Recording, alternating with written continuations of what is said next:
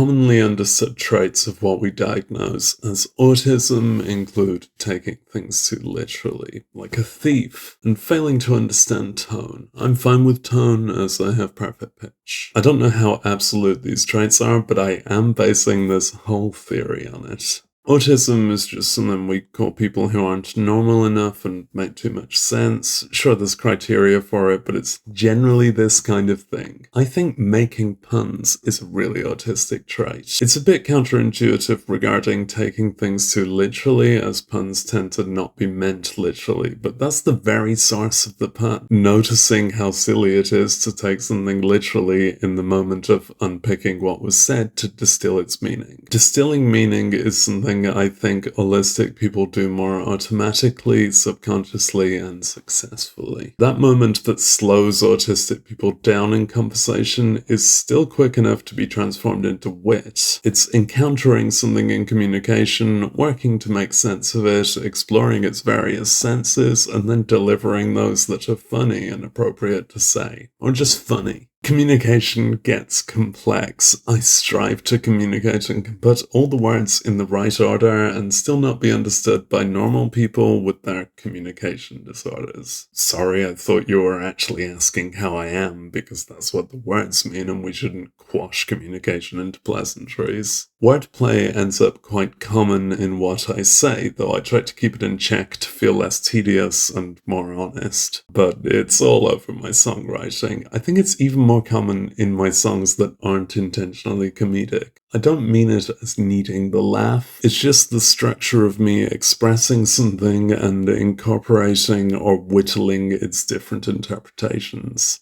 Whittling, no H. If you do laugh, you convey that you've understood and appreciated it. Thanks for the social cue. Yum yum, give me more appreciation so I almost count as valid. Wordplay is so inherent to me that my lyrics can have intentional ways to be misheard. Which ain't what I'm saying, it's what I'm subverting or playing with, but the misinterpretation is so close to the text and so acknowledged during the composition that it basically counts as part of it. Once a word comes out, you've got its related words to mold it, then you've got all the related words of all their homonyms, and those are part of my directions to expressing myself alongside what actually makes sense and what sounds assonant. What a mellifluous word.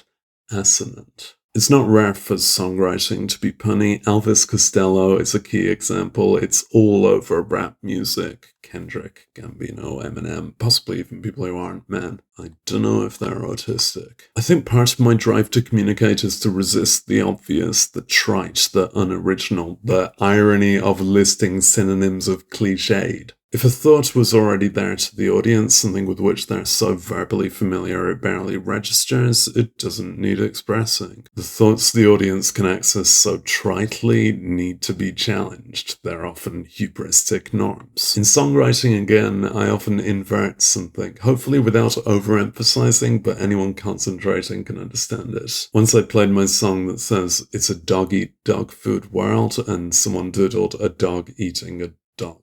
Like it said, dog-eat-dog world. Why would I make a song that says the thing that's just the cliche? It's so undermining to have your subversion confused for a straight recital of the cliche it was subverting. I guess that's a core principle of satire. It's the risk involved with choosing to sound a lot like the thing you're criticizing and to play with what might be misheard. Not just satire, but nearly all art. Experienced from a context that misconceives its intent, it's gonna look piteous. All access to words and expression involves the journey of decryption from sounds or glyphs into meanings, or the encryption on the way there. And something in the outlook we describe as autistic feels more observant of the scenery and obstacles on the way, I swear. Citation, I swear.